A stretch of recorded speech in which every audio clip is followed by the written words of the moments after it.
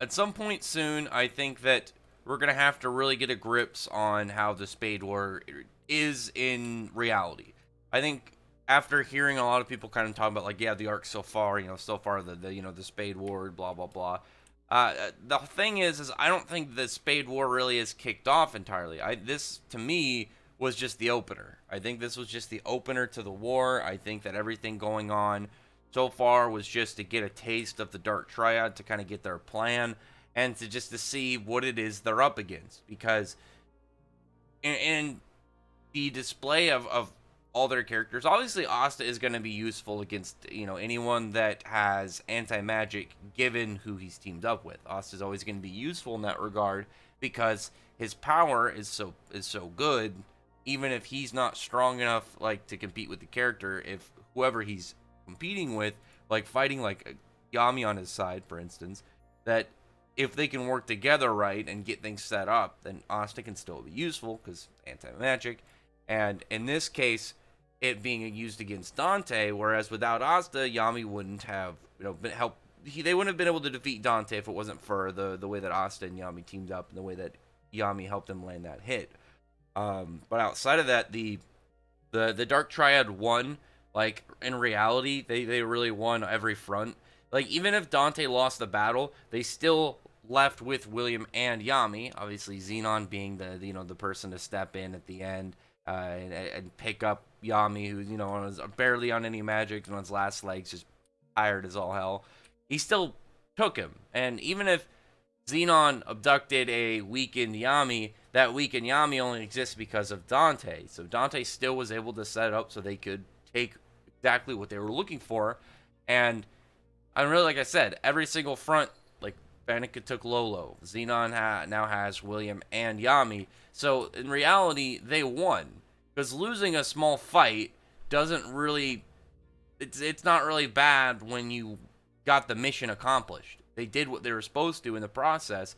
So Dante is still accomplished in that reality, as well as the fact that the Spade Kingdom, like any of the Dark Triad, are definitely powerful enough that they can compete against captains. They're perfectly fine. With Julius gone, the captains are the biggest thing that they'd have to deal with, and I feel like all three Dark Triad can definitely take all of the captains currently.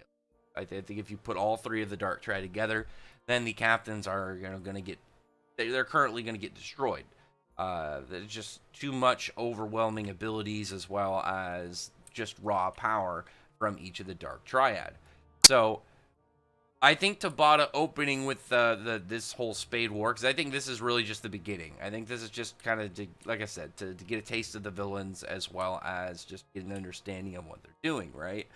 But moving forward from here, I can see the war really kind of kicking it off, more of being like two countries against each other, and not just entirely. Oh yeah, these characters are going to be they're just going to be a fight between the Dark Triad and members of Clover and Heart Kingdom. I think it's going to move closer towards a full-on battle.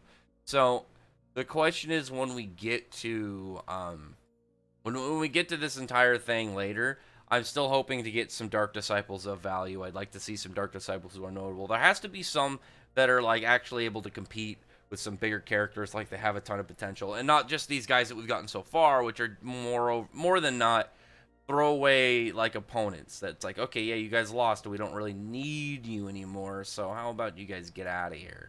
I mean, because in reality, that's how, at least so far, the Dark Disciples have been. They've been very kind of forgettable villains, but they haven't been presented really as so far for the Dark Triad as any like important people. I want to get like their youth, like their equivalents to people like Asta, Noel, Leopold, Luck. I want to get their young prodigies that are actually like will make multiple appearances in the arcs.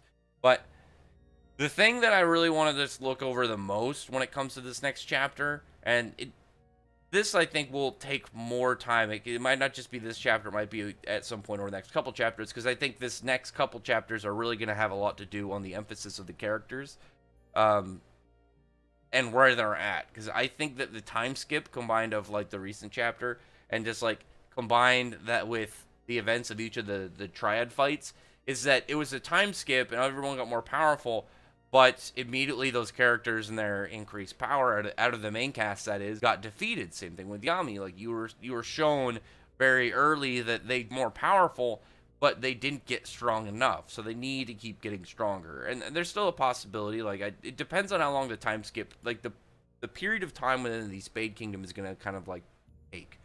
Because imagine like if total it's been a year or two, like by the end of it they're gonna come out like a lot older and probably look a lot more matured.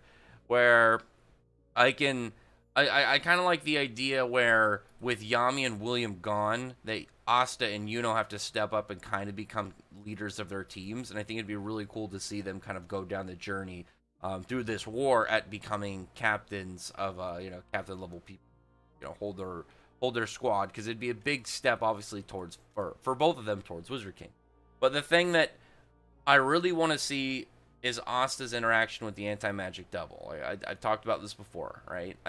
I think the anti-magic devil likes Asta. I don't think he's ever had an issue with Asta. I think he doesn't hate Asta. And when you look at his conversations with him, I personally think that back in the Witch's Forest, that the way that the anti-magic devil talked to Asta, it was to motivate him, to get him to, keep fighting and to get ready to surpass his limits and become stronger. And in this situation, I think that he knew that there was no chance of winning, and he knew what to, he just gave it cold to Asta. He doesn't want Asta to die, so I think he was just there to kind of tear him down and get him to a spot where he's not going to rush to his death. So I really want to see some interactions with Asta and the anti-magic devil, because Asta can just go to him and talk to him now, as we've seen. So I can't wait to see this dynamic, because this is one of the things that I've been really looking forward to for a long time. Is just having conversations between Asta and the anti-magic devil to figure out, what does he know? Like, where does he come from? Are we going to get any hints of who he is, or anything that will tell us of what's different about him compared to other devils? Because, Zagreus didn't know who he was, so there has to be some important mystery of behind the origins of the anti-magic devil. I still think it has something to do with Licht when he became a demon, and like I think all that like demonic energy after he died, maybe like went into the grimoire and created a demon or something.